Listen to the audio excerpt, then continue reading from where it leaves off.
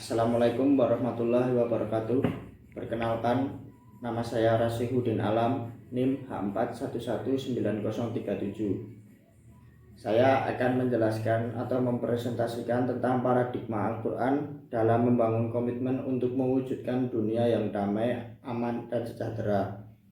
Ada 3 pembahasan, yaitu konsep dasar Al-Quran, konsep dasar As-Sunnah, 3 metode pemahaman Al-Quran dan As-Sunnah.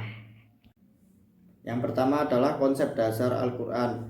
Al-Quran merupakan kitab suci yang paling agung di dunia ini karena Al-Quran tercipta dari Sang Maha Pencipta Allah Subhanahu wa Ta'ala. Al-Quran berbeda dengan kitab suci lainnya. Itulah sebabnya mengapa setiap perdebatan terjadi di antara umat muslim dengan umat lainnya. Kitab suci Al-Quran tetap eksis untuk semua penjelasan hal yang terkait di dalamnya. Al-Quran tidak hanya membahas hal mengenai kehidupan dan kematian, akan tetapi juga menyinggung tentang masalah-masalah yang sedang terjadi atau suatu hal yang akan terjadi dari sisi sejarah atau sisi yang ada di dalamnya. Itulah mengapa hari ini kita banyak melihat kaum non-muslim yang masuk Islam karena membuka Al-Quran. Alasannya karena isi yang terkandung dalam Al-Quran sesuai dengan zaman, bahkan akan terus kompatibel dengan kondisi zaman untuk seterusnya. Definisi konsep dasar Al-Quran ada 2, yaitu secara etimologi dan secara terminologi.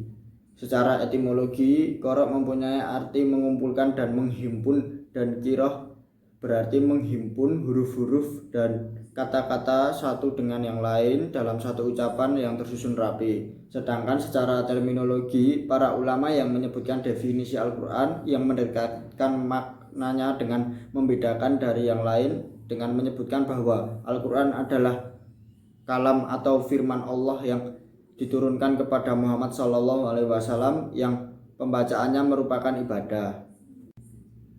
As-Sunnah menurut istilah syariat Islam ialah segala sesuatu yang bersumber dari Rasulullah dalam bentuk ucapan, perbuatan, dan juga penetapan. Sifat ini serta akhlak yang dimaksudkan dengannya sebagai tasyik atau pensyariatan bagi umat Islam. Yang kedua, As-Sunnah menurut istilah ulama.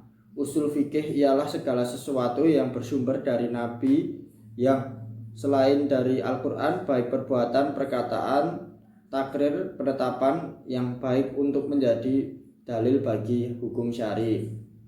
Yang ketiga, As-Sunnah menurut istilah ahli fikih ialah sebagai sesuatu yang sudah tetap dan Rasulullah SAW dan hukumnya tidak fardhu atau tidak wajib, yakni hukumnya sunnah.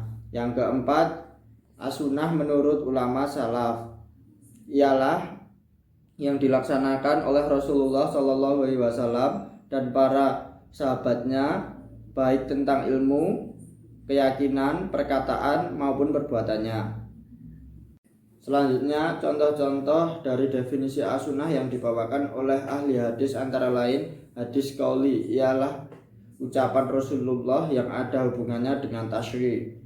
Hadis fi'li ialah segala perbuatan Rasulullah yang diberitakan oleh para sahabatnya seperti wudhu, salat, haji, dan selainnya.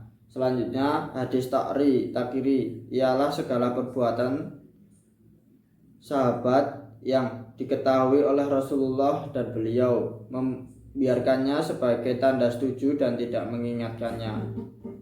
Selanjutnya, metode pemahaman Al-Quran dan As-Sunnah. Metode pemahaman Al-Quran sendiri ada 5, yaitu memahami ayat dengan pemahaman sahabat, yang kedua memahami Al-Quran dengan hadis yang sahih, yang ketiga memahami ayat dengan ayat, yang terakhir yaitu metodologi memahami As-Sunnah.